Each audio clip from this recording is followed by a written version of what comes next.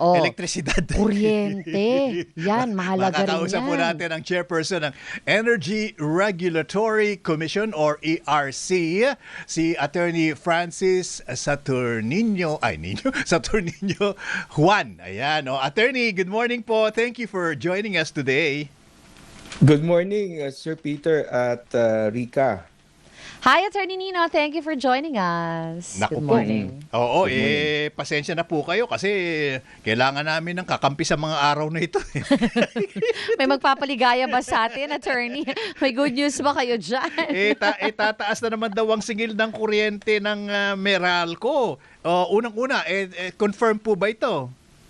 Ay may pagtataas ng mahigit sa 60 centavos at ito yung dahil sa pagtaas ng kanyang generation at ancillary services na na-procure at na-bill sa kanya last month. So ito pa lang yung naging pagtaas yung last month. So sa mga susunod na buwan, dito natin makikita yung talagang epekto nung pagtataasan ng presyo ng panggatong, ng coal in particular at oil and natural gas. Okay. To be exact, mga 64 centavos po per kilowatt hour ang itataas, Attorney Nino. Tama po ba? Oo, tama. At ito ay dahil nga doon sa generation at yung ancillary services niya. It goes without saying po, Attorney, and please correct me if I'm wrong, pag tumaas ang Meralco, taas lahat ng mga electric cooperatives sa buong bansa. Hindi naman necessarily na tataas din kasi nga may iba't ibang suppliers yung ating mga distribution utilities. So it just so happened na yung supplier, yung particular na suppliers ni Meralco, yun yung nagsipagtaasan ng kanilang sinupply sa Meralco at yung binil din sa Meralco ng NGCP bilang bahagi ng transmission charge. At ito yung specifically yung ancillary services charge natin. Bakit po ipapasa sa atin? Sa kanila binil ng NGCP yan, Attorney. Oo, ito yung mga binibil ng ating mga suppliers ng mga generator ng NGCP na ang ating mga utilities ay taga-kolekta lamang. So pinapastro niya yan sa kanyang mga end users, yung mga customers niya, kinokolekta at nire-remit din, ibinabayad din doon sa suppliers, sa WESM at sa NGCP. Yung bahagi naman ng taxes, ganun din. Binabayad naman sa gobyerno, sa BIR. Opo, at alam niyo po, sa totoo lang, ang tagal na natin pinag-uusapan itong mga terminolohiya na to, mga WESM, PISAM, at kung ano-ano pa, hindi talaga namin naiintindihan kung ano Tsaka po yung ito. mga nakasulat na breakdown. And basta't ang ano nito, ang neto-neto nito is Magkano? nasa consumer ang bagsak ng lahat ng ito, di po ba? Opo, lahat ng mga napapasama sa ating retail rate, ito ay nakokolekta at binabayaran ng ating end user, ng Yes. consumer. Opo. Attorney, papunta na po tayo sa tag-init. Yun nga. Di katakot-takot na gamit ng mga ng mga appliances, Oo. aircon, refrigerator, etc., etc. Ito pong nararanasan nating oil crisis ngayon, ano po bang ginagamit? May mga diesel-fired generators. Of course, lahat 'yon tataas ng todo ang magiging cost of operation kung sino man ang gumagamit noon. Tama po ba? Opo, hindi lang yung diesel, yung bunker, pati na Yun. rin yung coal at natural gas maaaring tataas din kasi nakabatay din yan doon sa presyuhan sa pandaigdigang pamilihan. Even yung ating indigenous sources, mayroon kasing iba dito na naka-index o nakabatay doon sa presyuhan sa labas. Paano po yung mga renewable energy na Yan mga naman po. generation units? Yan naman po ang insulated sa pagtataas sa presyo ng krudo o ng uling, pero maaaring tataas lang yung pinaka-OPEX nila dahil tataas ang mga bilihin. Pero kung ang kanilang taripa ay nakafix na dahil sila ay nasa ilalim ng programa ng gobyerno na meron silang guaranteed na fixed rate, hindi gagalaw. ang singil nila, yun pa rin ang masisingil. Yan nga ang kainaman din na mayroon tayong portion ng ating kabuuang supply na kinukuha sa renewable dahil ito ay indigenous o kaya ay hindi siya gumagamit ng panggatong kaya't hindi siya apektado ng pagtaas sa singil sa panggatong. Gaano kalaki po ba ang chunk na napo-provide ng renewable energy? Sa ngayon ay mga nasa batay doon sa ulat lagi ng Department of Energy ay nasa mga 30%. At ang malaking bahagi nga dito ay yung mga una nang naitayong mga hydro at geothermal, pero itong mga ito ay yung pagdating sa singilan, ito ay karaniwan nakakontrata na. At yung mga bago namang natayo under the Renewable Energy Act, ito yung mga karaniwan ay nasa programa ng feed-in tariff or green energy auction na kung saan mayroon silang guaranteed payments. Mhm.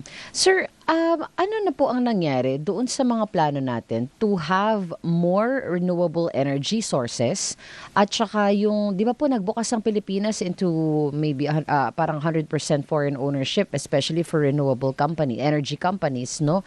Pero hindi natin nakita na nagkaroon ito ng many takers. Ano ba yung nakita nating dahilan bakit hindi ito kinagat?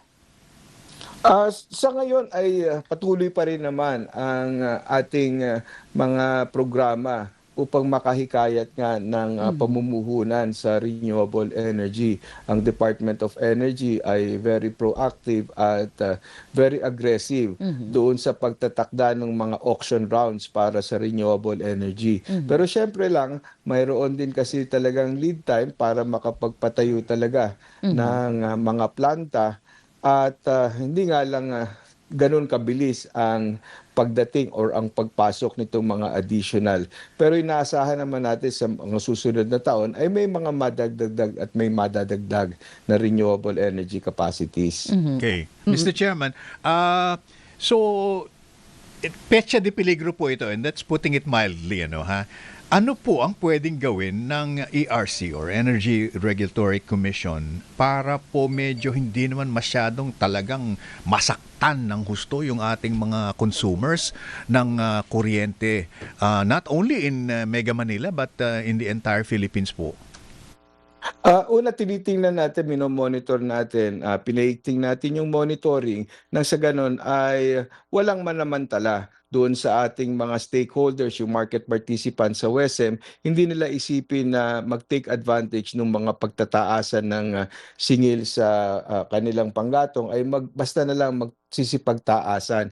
Ngayon, kung aabot naman doon sa mga itinakda nating mga price caps, yung kanilang magiging offers, maaari namang bumaba ang magiging clearing prices sa WESM dahil meron tayong pinaiiral na mga price caps, yung primary at saka yung secondary price cap.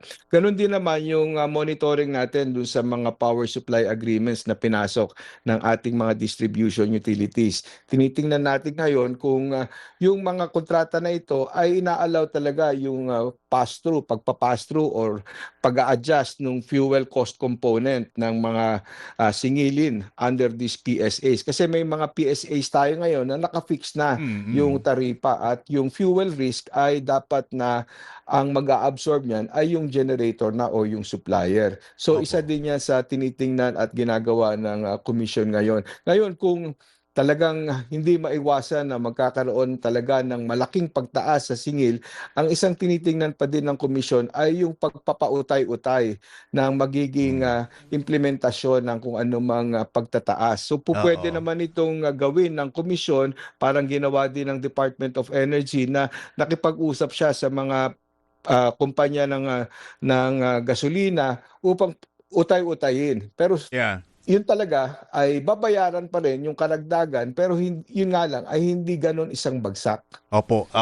Mr. Chairman, kasi nga po, double whammy ito dahil grabe ang taas ng mga presyo ng petrolyo tapos tataas pa yung kuryenteng babayaran natin. And even before this crisis, Attorney Nino, alam naman po ninyo siguro na mga a month ago or thereabouts, lumabas yung listahan ng mga regional provincial electric cooperatives na napakataas ng rate per kilowatt hour. Has the ERC done anything about that, sir? Oo, tiningnan natin yung listahan na yon at karamihan nga dito ang naging factor sa pagiging mataas ng kanilang singil. Hindi lang bukod dun sa distribution ay yung presyo ng kanilang generation. So, yung tinitingnan natin yung mga pending nila na mga power supply agreement applications sa ERC, kung ito ay maaaksyonan ng agaran ng komisyon at makatutulong ito nang sa ganun ay hindi sila magre-resort sa emergency PSA or kaya sa pagbili sa WESM, ito ang inuuna natin nang sa ganun ay medyo mag-stabilize yung kanilang generation charge. So ini-inventaryo natin yung mga pending na PSA applications nila at kung ito ay makatutulong ay gagawa ng agarang aksyon ng komisyon. Attorney, ngayon pa lang, habang maaga pa, tinitingnan na po ba natin yung supply na meron tayo para pagdating ng panahon ng tag-init, hindi na naman tayo aabot sa higher charge, tsaka sa kakulangan yung kulang ang supply natin? Oo, noong nakaraang linggo lang ay nakipagpulong tayo doon sa asosasyon ng mga generation companies o yung PIPA. So ina-assure nila tayo na sa ngayon ay maayos pa yung supply at hindi magdudulot ng pagkawala ng kapasidad yung nagiging problema sa Middle East. Pero masyadong fluid kasi ang mga nangyayari sa labas at tinitingnan natin naman ngayon kung yung mga planta ay talagang makatutuloy na makapagpatakbo hanggang dito sa mga susunod na buwan, lalo pat sa mga susunod na buwan ay magkakaroon ng pagtataas ng demand dahil Opo. painit na nga. Yeah. So ang tinitingnan natin ay yung kondisyon kung itong mga planta na ito ay nagkakaproblema.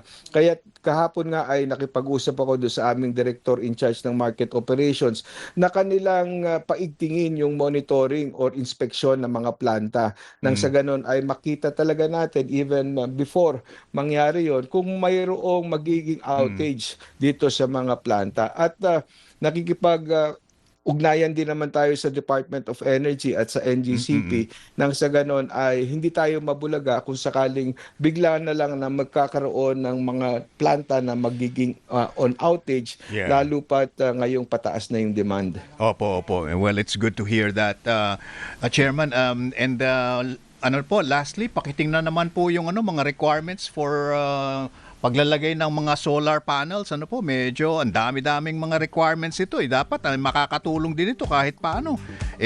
Anyway, we will talk to you again about it, sir, ha? And thank you. We wish ERC the best, lalong-lalo na itong parating na tag-init. Opo, thank you, Thank you, Attorney.